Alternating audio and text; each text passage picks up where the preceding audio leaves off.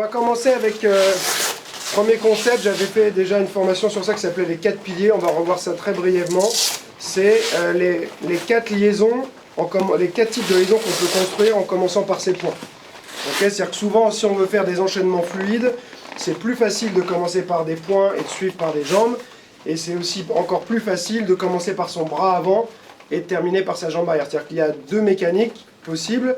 C'est soit frapper d'un côté et frapper de l'autre avec la jambe, que ce soit d'un côté ou de l'autre, ou alors frapper du même côté, bras et jambes. Donc on va voir, ça va être vos 4 liaisons possibles. Donc le premier qu'on va voir, on va faire quelque chose de relativement simple. Un jab, je vais décaler sur mon crochet et venir placer un low kick. Donc ça c'est le pilier 1, c'est-à-dire c'est bras avant, jambes arrière. 1, 2, 3 et je reviens. Encore une fois. 1, 2, là j'aime bien venir mettre ma main ici pour pousser la personne sur sa jambe avant, ce qui fait qu'elle aura plus de mal à bloquer mon low kick. D'accord? Donc 1, 2, hop, 3. Et je décale, c'est-à-dire que je reste pas dans l'axe en face là, mais je vais venir déjà me décaler sur le crochet, faire un petit pas à l'extérieur pour frapper sur mon low kick. 1, 2, 3. Dernière fois. On a sa garde bien en place, donc mettez pas pour ceux qui débuteraient complètement en boxe, mettez pas vos gants comme ça devant. Souvent c'est le réflexe, on a envie de faire ça pour se protéger, mais dès que la personne frappe, boum, on se prend son gant dans la tête. D'accord? Donc il faut avoir confiance, on a les mains de chaque côté, souvent le bras avant il est un peu plus haut que le bras arrière, vers la tempe, l'autre vers le menton. Ici, ça c'est la garde de base. Après ça peut fluctuer un peu, mais ce qui est important c'est de partir du visage et revenir à chaque fois à votre visage. Ok, ça va pour tout le monde? On se met par deux, on commence à travailler ça. C'est parti. Donc, regardez déjà, juste une petite erreur que j'ai vue sur certains. Entre votre jab et votre crochet, il ne faut pas que le crochet il passe par en bas et qu'il remonte. D'accord? Ça, c'est un mécanisme qu'on fait pour prendre plus de puissance. Mais déjà, vous allez mettre plus de temps, parce que vous parcourez plus de chemin qu'en faisant 1 et 2. D'accord? Et surtout, vous créez quand même une ouverture en descendant là. Ok? Donc, alors si je viens faire juste 1, 2, je vais aller plus vite et j'ai moins d'ouverture. Alors maintenant, pilier numéro 2, on est toujours sur un travail en opposition, donc un bras d'un côté et le bras de l'autre. On va travailler donc bras arrière, jambes avant. On va faire tout simple, jab, cross, low kick intérieur. Encore une fois, boum. Pareil, là je viens mettre ma main comme si j'allais faire un autre jab ici. Je lui mets la main devant le visage et je vais faire un petit step de la jambe arrière pour envoyer. 1, 2, 3 et je reviens. Hop, hop, hop, hop. D'accord? 1, 2, 3. L'avantage aussi de mettre sa main, souvent, c'est que ça vous permet de jauger un peu la distance, de savoir que vous êtes à bonne distance. Si vous frappez en étant comme ça, c'est bien, mais vous pouvez faire ça si vous êtes en train de travailler très près et que vous voulez rester sur du corps à corps. Mais là, il faut savoir que la réponse, elle peut arriver vite.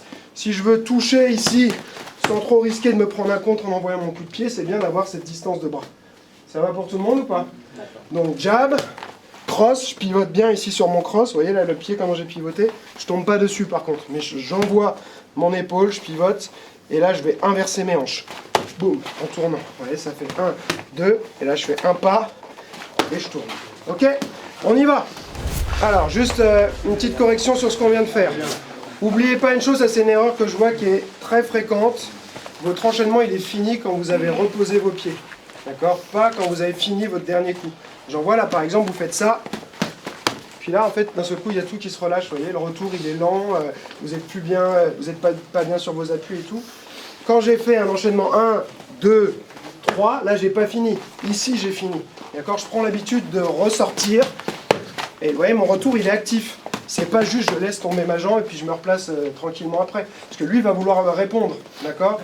Donc si moi je fais ça, boum, et que je reste comme ça, voilà, et que je me relâche, je vais me faire avoiner à chaque fois. D'accord? Donc c'est 1, 2, 3, boum, je suis ressorti, voilà, là je peux le contrer. Éventuellement, je suis en position, je suis prêt à frapper. D'accord? Donc négligez pas le retour, c'est fini quand vous êtes revenu en position et la plupart du temps, sorti de la distance. Ok? Pilier numéro 3, c'est même bras, même jambe. On va en faire un tout simple. Après, vous verrez que, en fait, ce qui compte, c'est la liaison entre votre dernier point et la première jambe.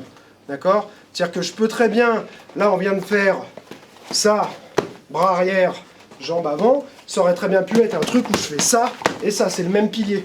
D'accord? C'est le bras arrière et la jambe avant. Peu importe ce qui a précédé. Ok? Donc là, on va faire juste un tout simple, même bras, même jambe du côté avant. 1, 2, ok. Là, je reste sur des low kicks pour l'instant, comme ça vous permet de vous échauffer tranquille.